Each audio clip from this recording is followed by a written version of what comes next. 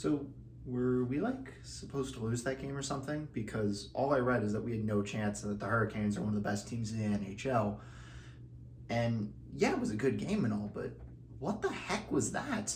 Hey, I'd be mindful of what you say. The weather gods are listening, and if you make fun of the Hurricanes, even the hockey team, it's going to come back to bite you in some way, shape, or form here in the very near future.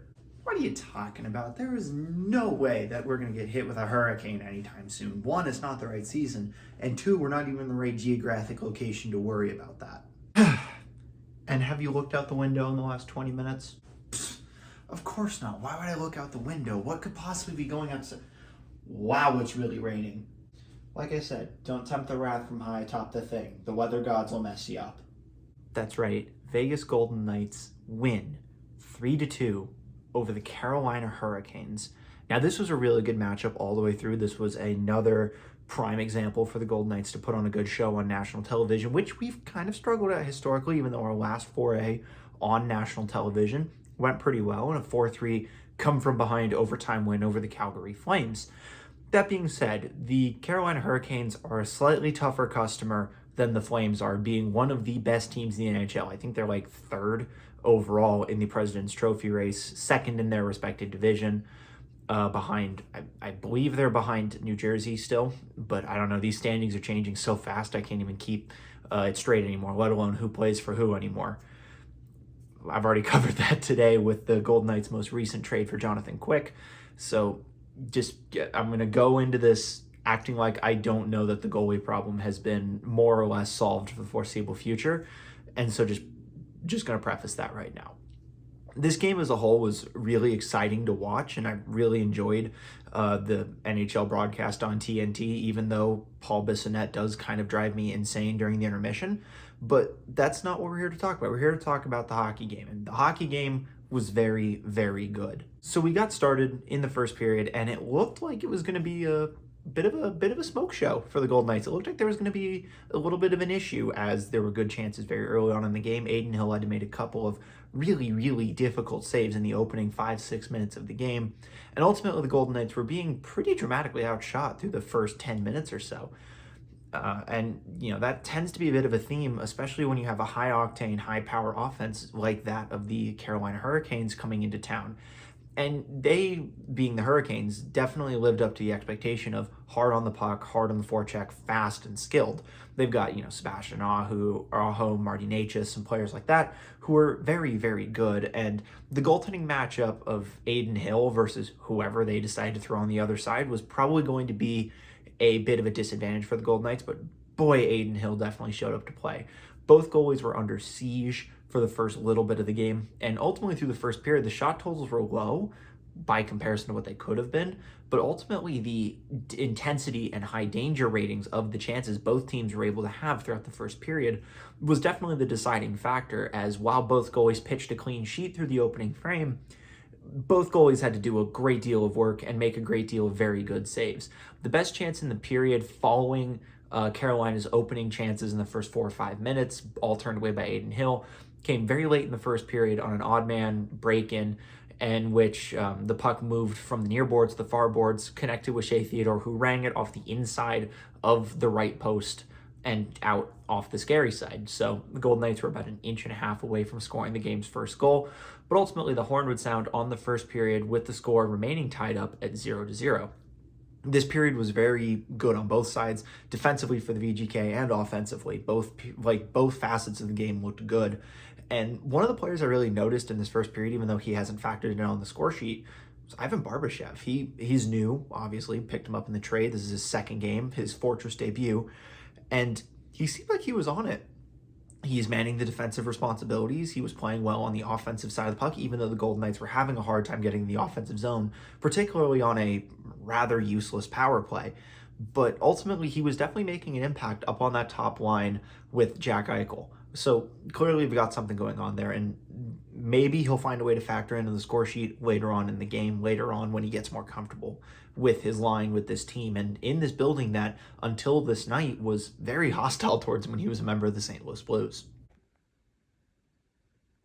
And with the start of the second period brought another level of intensity that this game hadn't seen, even though it had a very active and intense first period. The second period was much more open, and that's to be expected with the long change.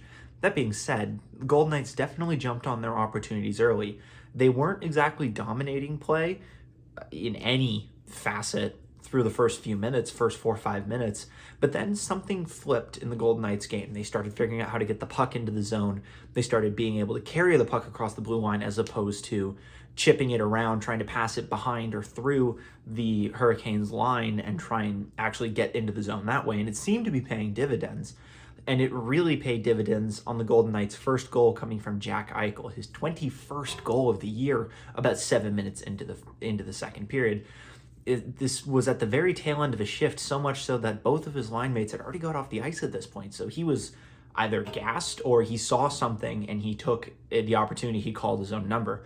As Will Carrier kind of brought the puck into the zone, Eichel drifted into the middle of the ice, received the pass. Phil Kessel cut to the front of the net, put his stick out like he was going to tip it, and I'm pretty sure he was actually trying to tip it. But ultimately, Eichel was able to wire it home underneath the bar, just above the glove of the goaltender, and put the Golden Knights up 1-0.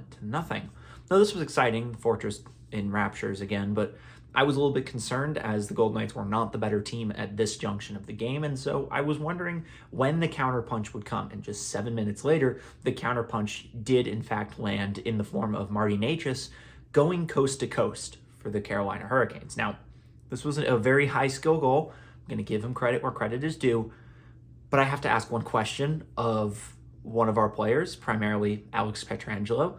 What are you doing? Buddy, what are you doing? He comes straight at you, and you have the opportunity to angle him over to the boards. But instead, you let him get inside position, cut to the middle of the ice, completely uncontested, mind you. Sure, William Karlsson shaded in from behind to try and knock the puck off his stick, but he should have never been in the middle of the ice in the first place. And so, dangerous player, dangerous location. You don't need me to do the math for you on that one. Necas scoring just 7 minutes after the Golden Knights, tying the game back up at 1. And so that was a little bit deflating, kind of sucked the air out of the building, especially knowing what happened, in the last couple of games, especially against the Dallas Stars. That's kind of fresh in everybody's memory. And the sheer butt kicking at the hands of the Colorado Avalanche just the night before, still very fresh. So there was a little bit of concern, some concerned murmurs coming up through the arena. Is never a good sign.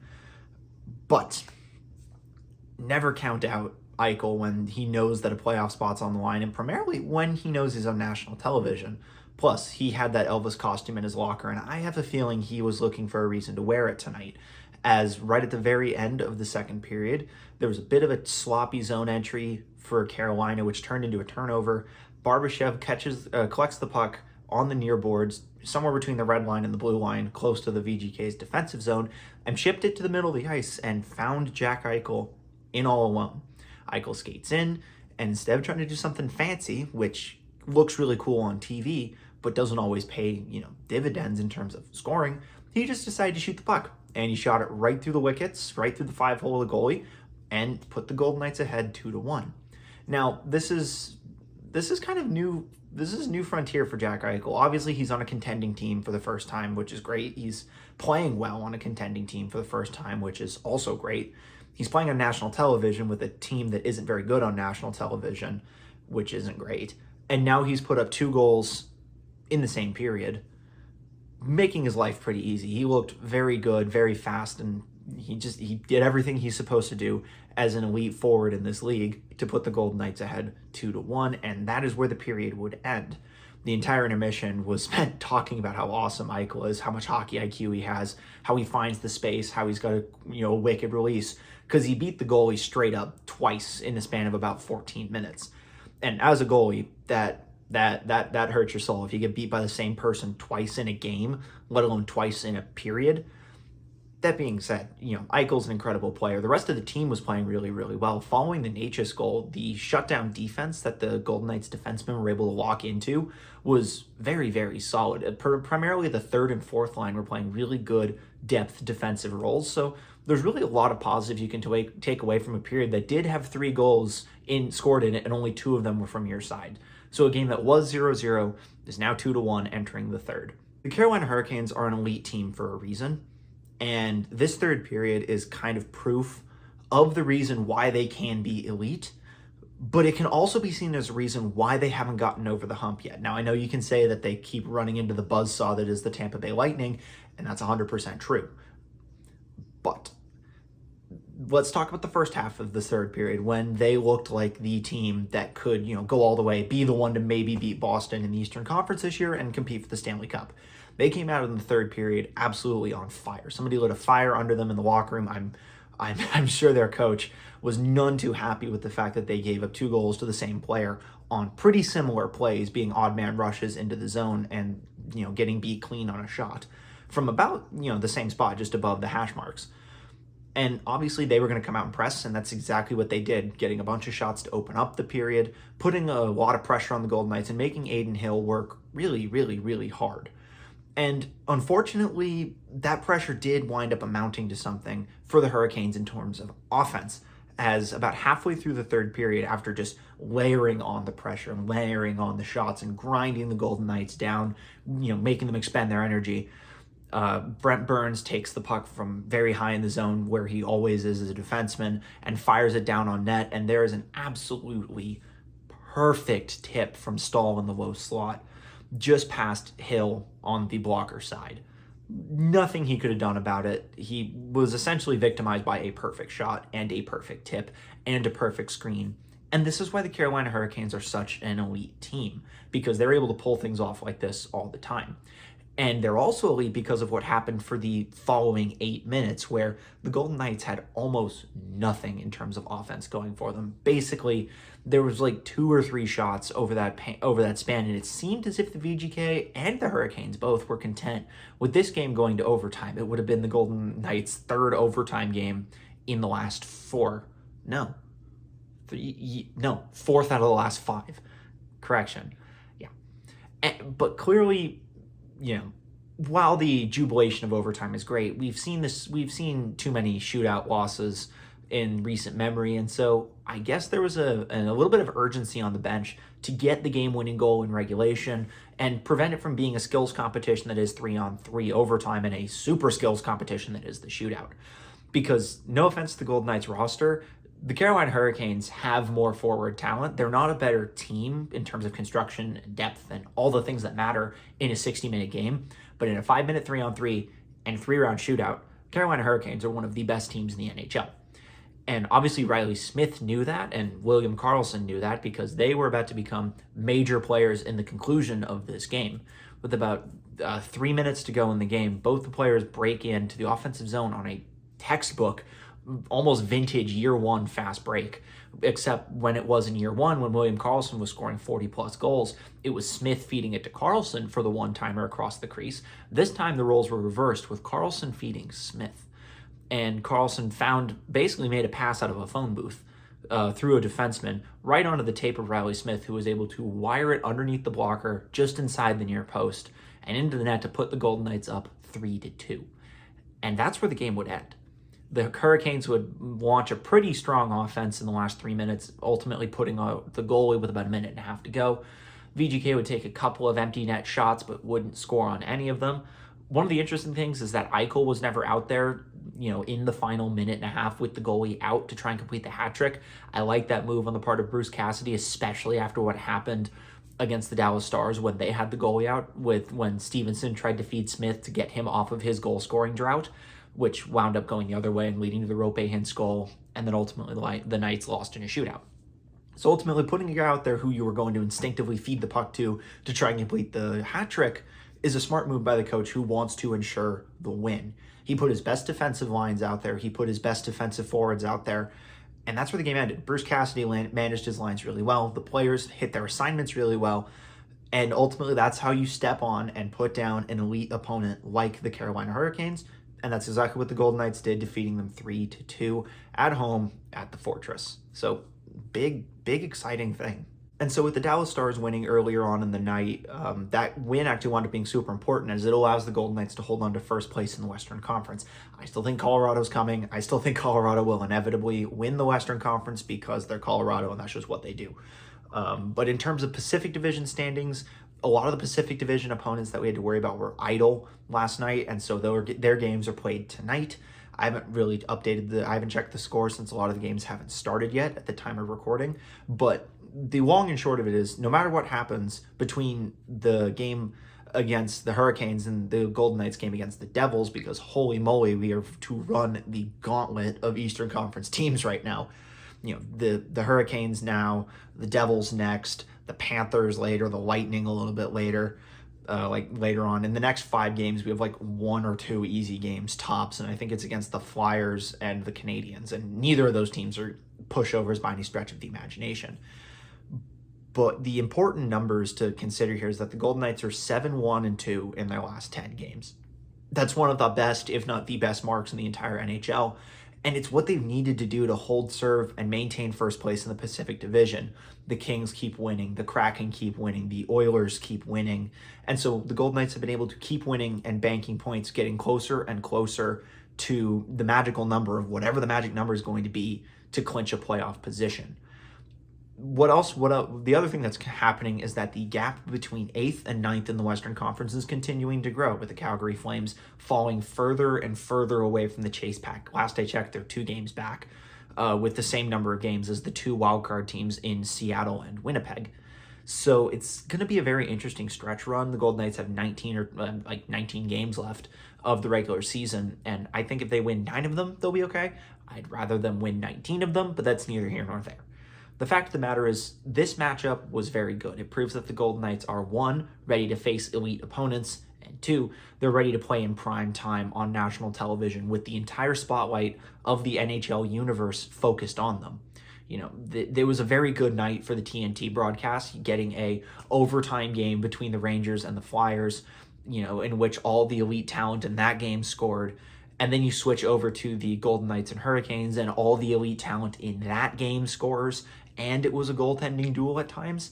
The Golden Knights made themselves look really good on TV, and to follow it up with the Jonathan Quick trade, basically they bookended a really good game with 2 really good trades, trading for Teddy Bluger and then trading for Jonathan Quick earlier this afternoon. So it's been a very good week for the Golden Knights already, even though we got our butts handed to us by the Avalanche, and even though we lost a winnable game in both Chicago and Dallas. It's been a very productive last 7 days for the Golden Knights in terms of standing positions, roster composition, team morale, everything. And yes, Jack Eichel in an Elvis costume after the game was absolutely hilarious, and I'm 100% a fan of whatever they've got cooking in that locker room. Seeing Mark Stone in the locker room was also very nice, even though I know he's nowhere near playing. And we know now that we've traded for Jonathan Quick that Logan Thompson isn't going to be coming back anytime soon, maybe the last couple of games of the year if we're lucky.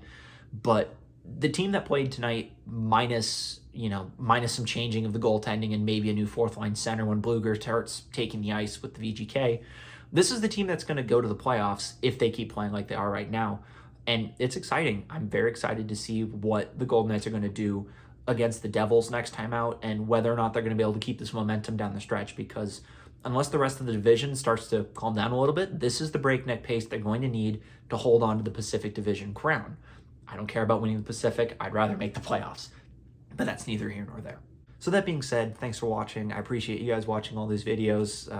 I'll link below, if I remember, to the video breaking down the Quick trade. I haven't really broken down the Bluger trade because I didn't think it was going to be that big of a thing, given that it was a very low event trade with a 3rd-round pick and a low-ranking defensive prospect going to Pittsburgh for a 4th-line center.